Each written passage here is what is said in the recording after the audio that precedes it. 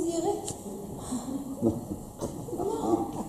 Oh, qu'est-ce que vous faites?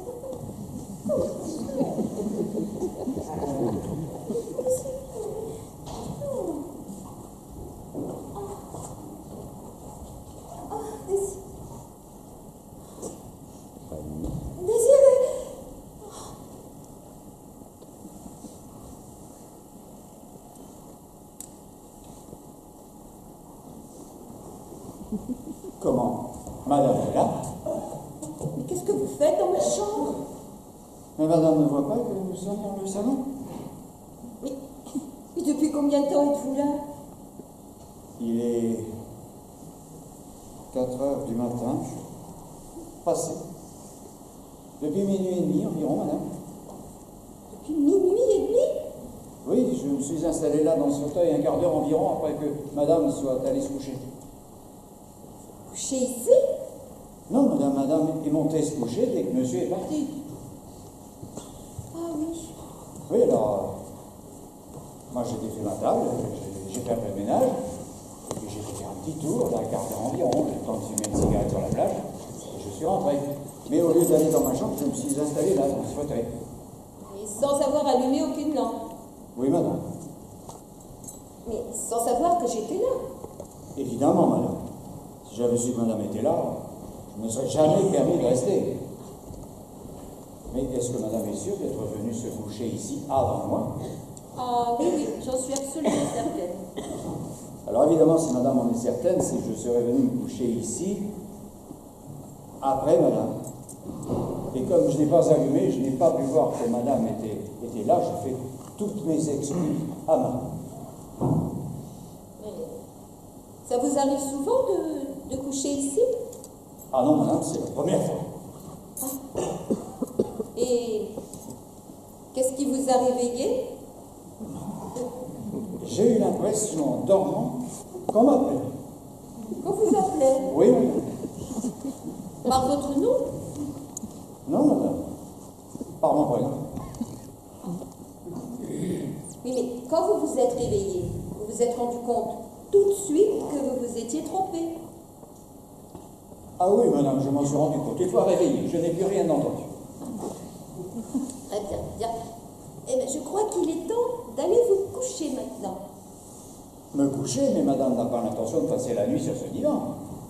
Je ne sais pas, peut-être. Oh, madame ne devrait pas faire ça, les nuits sont fraîches. Et dans une heure, le jour va faire très froid, très imprudent. Il vaudrait mieux que ce soit moi qui reste là. Je n'ai plus que pour 2 ou 3 heures à dormir, ça n'a pas d'importance. Et puis, je ne sais pas ce qu'on dirait dans la maison si on savait que madame a passé la nuit dans le salon. Oui. Je peux aussi remonter chez moi, vous chez vous. Il n'est pas absolument nécessaire que l'un de nous passe la nuit dans ce salon, hein, n'est-ce pas? En effet, madame.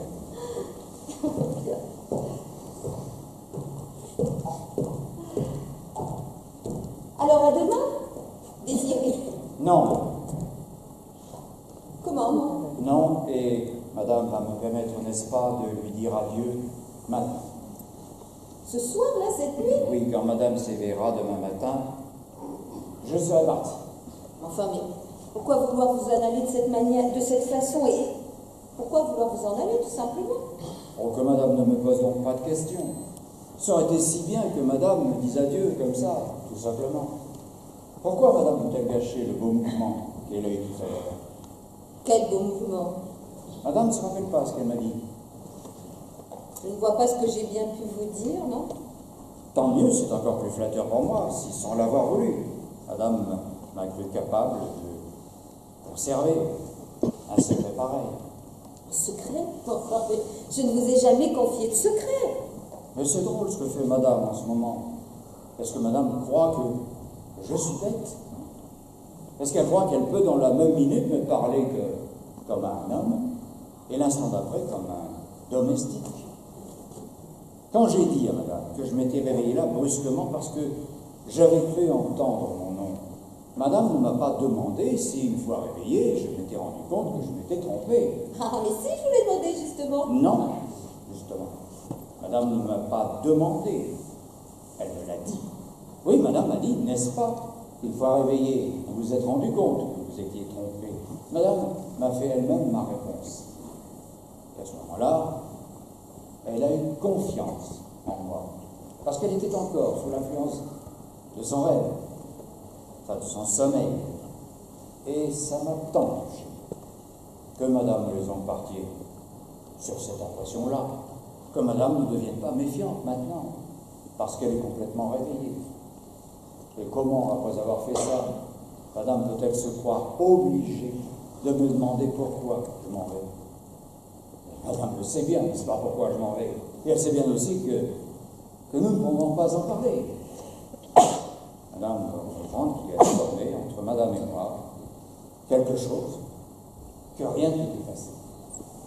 Pas croire, madame, que les domestiques ne comprennent que ce qu'on veut qu'ils comprennent.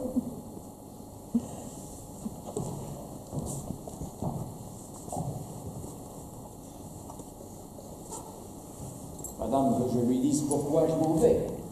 Eh bien, je m'en vais pour tenir le serment que j'ai fait à madame, le soir où elle a eu la bonté de me prendre à son service. Ce soir-là, j'ai juré à madame qu'elle pouvait avoir confiance en moi, que je ne lui manquerai jamais de respect.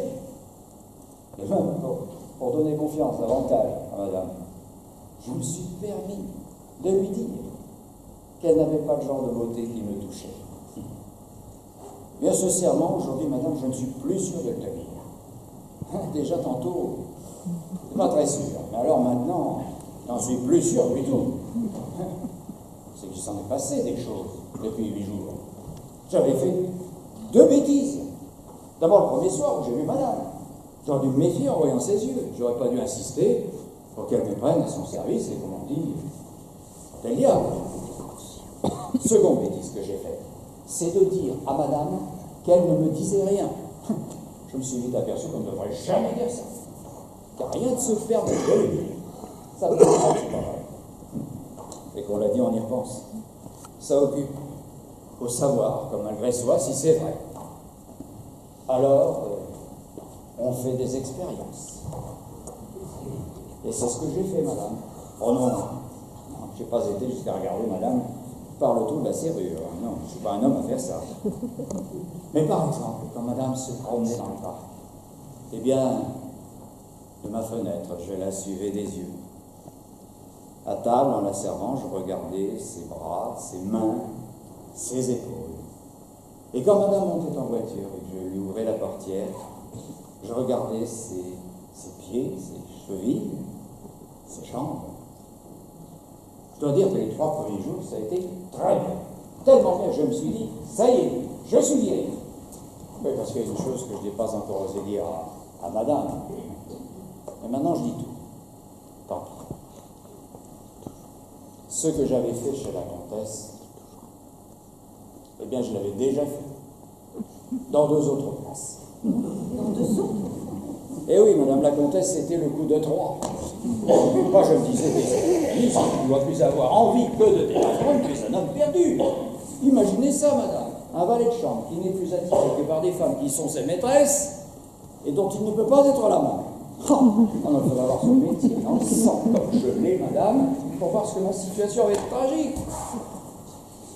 Car j'adore mon métier, madame. Eh oui, je suis fou. L'autre soir, avant le dîner, j'entendais monsieur qui parlait de la volupté de commander. Je ne dis pas le contraire. Mais si madame savait ce que c'est que pour un homme, la volupté d'obéir, mais servir, madame, voyez-vous, c'est quelque chose de merveilleux. C'est avoir le droit d'être sans volonté. Allumer le feu, servir le café, fermer la fenêtre, ouvrir la porte. Toutes ces idées-là, ce sont les autres qui les ont. Et quand c'est une voix de femme, plus haut comme on peut dire non. C'est une sensation délicieuse.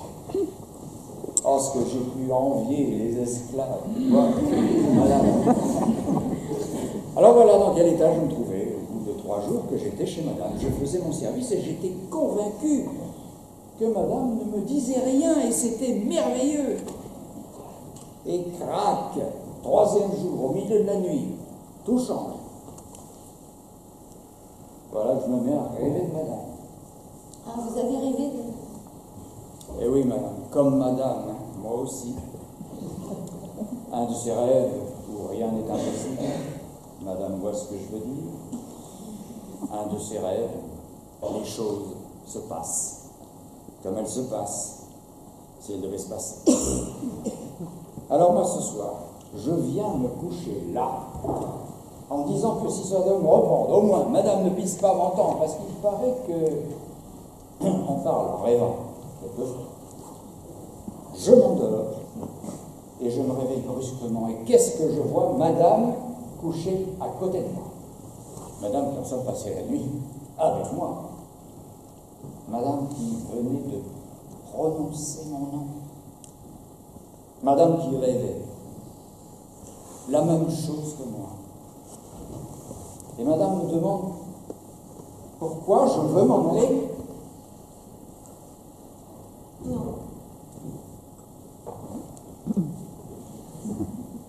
Non, je ne vous le demande plus. Qu'est-ce que c'est? Oh non, non, n'y allez pas. Ah non, mais si je ne réponds pas, ça va réveiller toute la maison, il vaut mieux que je réponde. C'est pas bien grave, je réponds, c'est très naturel.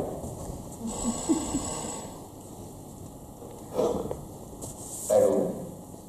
Oui, de la part de qui? Ah, c'est monsieur. Oh, sûrement, monsieur le ministre, que madame dort. Faut-il la réveiller? Bien.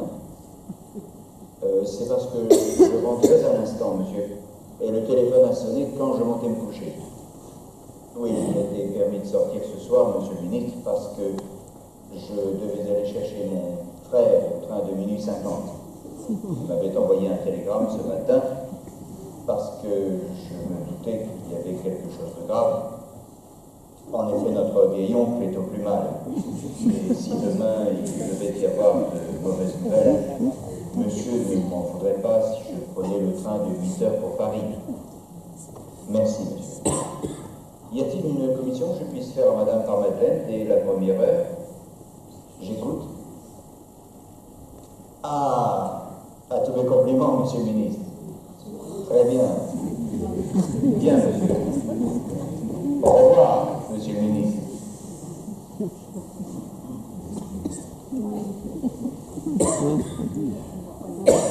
Monsieur est toujours au poste, Comment ça, au poste?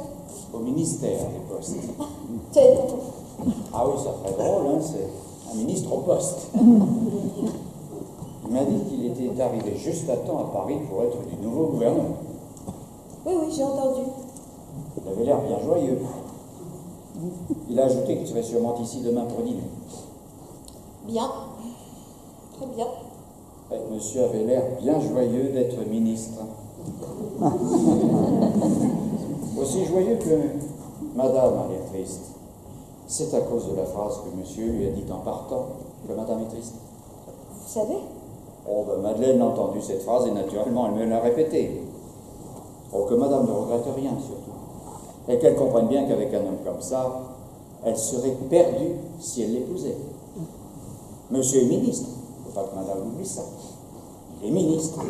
Alors vis-à-vis de ses collègues, il faut bien qu'il ait une amie. Le jour où ce ne serait plus madame l'ayant épousée, ça en serait une autre que madame. Madame ne connaît pas ce milieu comme je le connais. La plupart des hommes politiques, madame, ce sont des provinciaux.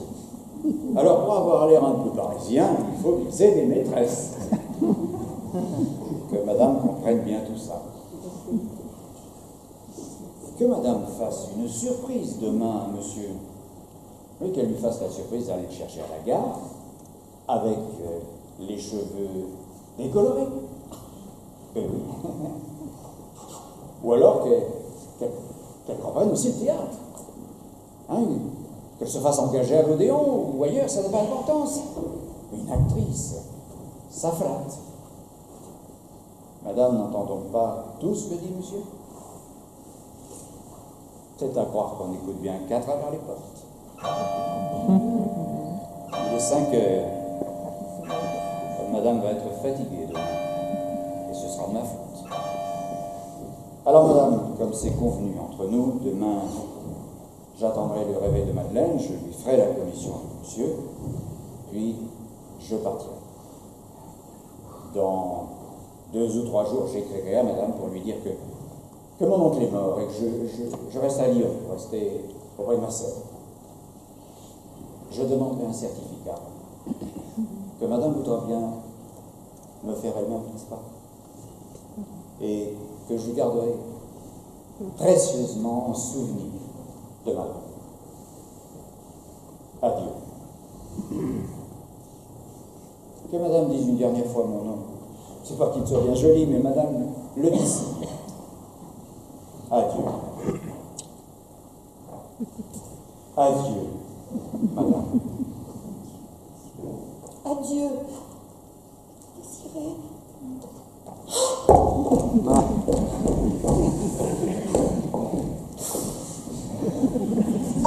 C'est pas possible, hein. Le bon Dieu a dû me foutre le cœur d'un autre, moi.